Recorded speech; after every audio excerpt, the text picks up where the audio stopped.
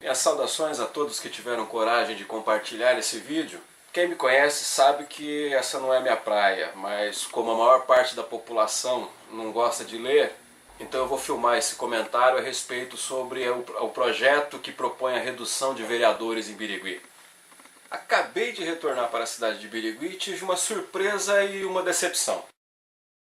A surpresa foi que, ao visitar o site da Câmara Municipal, eu constatei que o vereador Vladimir Antônio Zavanella havia elaborado um projeto para a redução do número de cadeiras disponíveis de 17 para 11, como era até o ano de 2012 aqui em Birigui.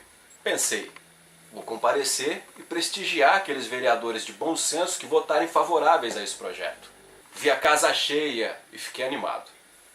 A decepção foi que, depois que terminaram as homenagens, todas as pessoas se retiraram e ficaram apenas os assessores, o pessoal da imprensa e alguns amigos da corte.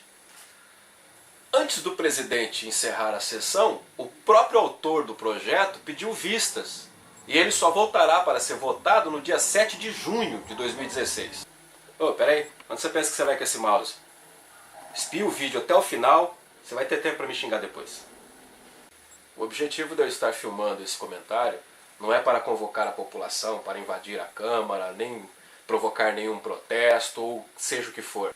Deixo isso para os militantes. Meu objetivo é explicar que os discursos que serão ditos na sessão do dia 7 para contrariar a aprovação desse projeto são falsos. É a mentira mais criminosa que se pode promover. Pura cascata. Isso sim é um golpe contra a população biriguense, viu, Beralli? Lembro que durante uma sessão o vereador Paquinha utilizou como argumento que com 17 vereadores era possível haver uma maior representatividade da população na Câmara. E usou como exemplo, inclusive, a comunidade japonesa local, que por esta razão tinha um representante na casa. Falácia pura. O fato de ter um índio na Câmara não significa que os índios estão sendo representados. O fato de ter um espírita na Câmara não significa que os espíritas estejam representados. O fato de ter um católico na Câmara não significa que os católicos estão representados. Muitos católicos não se sentem representados nem mesmo pelo Papa, com toda a sua generosidade e simpatia. A representatividade que interessa a esses senhores é a da legenda a qual eles representam e dos seus padrinhos políticos. A população é uma causa de baixa prioridade para essas legendas, cujo principal objetivo é se fortalecer através de número. Elas se interessam mesmo é pelo poder e pelo volume de candidatos que elas conseguem eleger. Eu vou demonstrar uma planilha, cujo link eu vou deixar abaixo para vocês poderem fazer o download, onde eu provo tudo o que eu estou falando e vocês podem conferir. Essa planilha foi elaborada com dados oficiais do TSE. Bom, essa é a primeira planilha que eu gostaria de demonstrar para vocês. Nessa planilha tem o resultado da eleição de 2012. Nela podemos ver como foi o comportamento de cada partido, como foram feitas as coligações.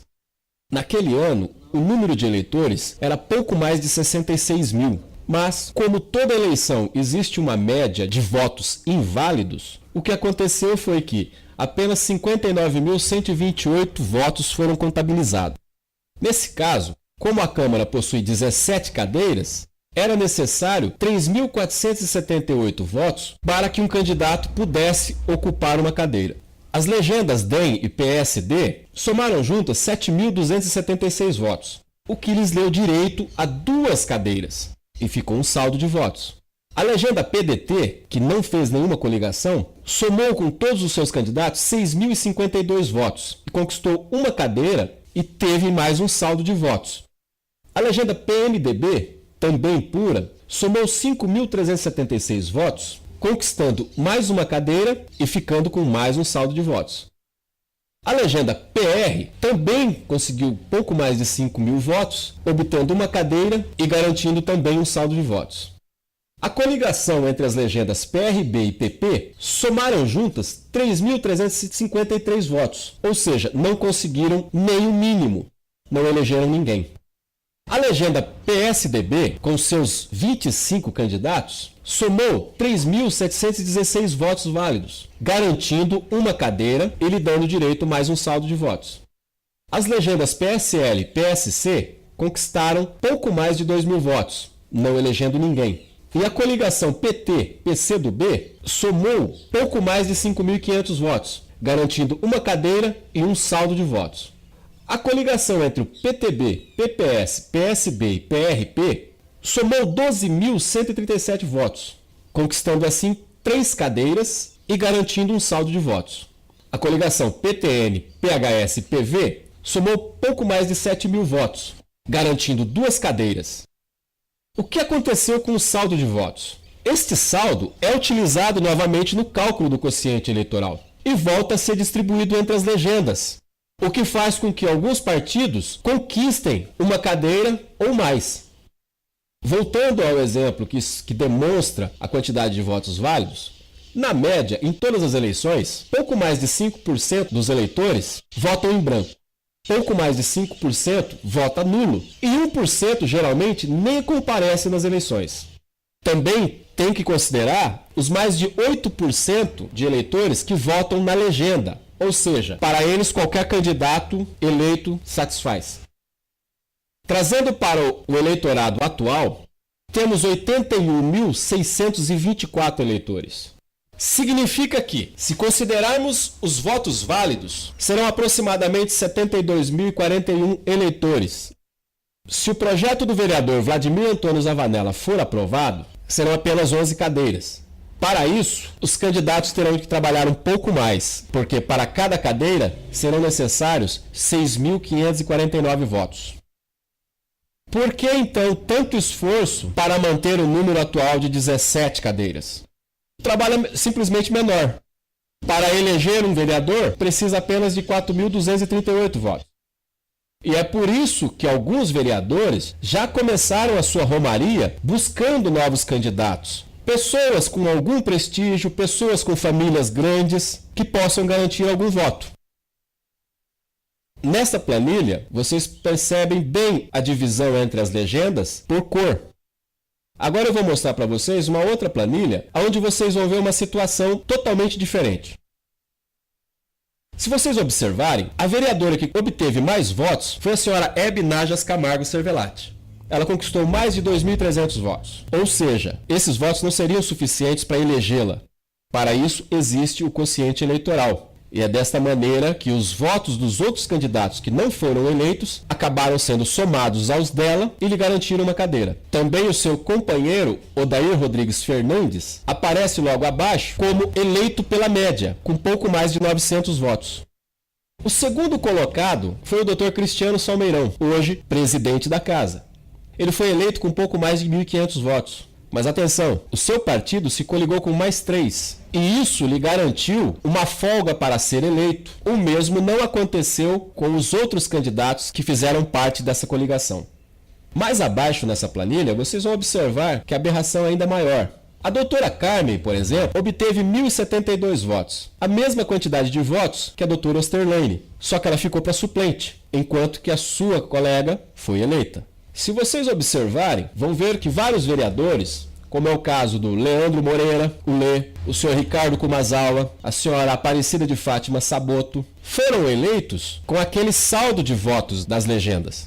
E um pouco mais abaixo, vocês vão perceber que o vereador Josená Vitorino da Silva, assim como o professor Gilmar Treco Cavaca, conseguiram ser eleitos com pouco mais de 500 votos.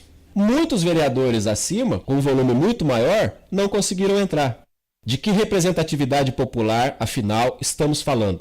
Essa planilha vai ficar disponível para que cada um possa conferir os dados e observar essas distorções. De novo, nesse ano, teremos cerca de 250 candidatos. Outra vez, a mesma estratégia para conseguir formar base, para dar condições para que alguns candidatos sejam eleitos, mesmo não atingindo o mínimo que uma cadeira exige. Bom, pessoal, espero que tenha ficado claro quais são os verdadeiros objetivos para que os candidatos queiram tanto manter esse número exagerado de vereadores aqui em Birigui. Birigui é uma das poucas cidades do estado e até do país que possui esse tipo de aberração. Para vocês terem uma ideia, a maioria dos municípios que tentaram dar esse tipo de golpe, a população não deixou. A população compareceu em peso nas câmaras e não permitiu que fosse aprovado o aumento de cadeiras. Já em Birigui aconteceu exatamente o contrário. Ninguém se manifestou senão nas ruas, nos botecos, nas redes sociais. Nosso sistema eleitoral foi construído de maneira que trouxas se candidatem para favorecer alguns mais espertos. E desse modo, os eleitores, até bem intencionados, acabam queimando seus votos na esperança de eleger um amigo para dar uma força, ou até mesmo naquele candidato que eles acreditam, porém acabam elegendo um outro que eles nem conhecem. Se isso chama a sua atenção, então seja responsável na hora de se tornar um candidato ou até mesmo votar naquele seu amigo para dar uma força. Senão, você vai passar os próximos 4 anos reclamando, xingando, postando bobagem nas redes sociais. E se eu lhe encontrar, vou dizer na sua cara que o verdadeiro filho da puta por trás dessa cagada foi você. Agora sim, pode xingar aí embaixo que eu já estou acostumado. Valeu.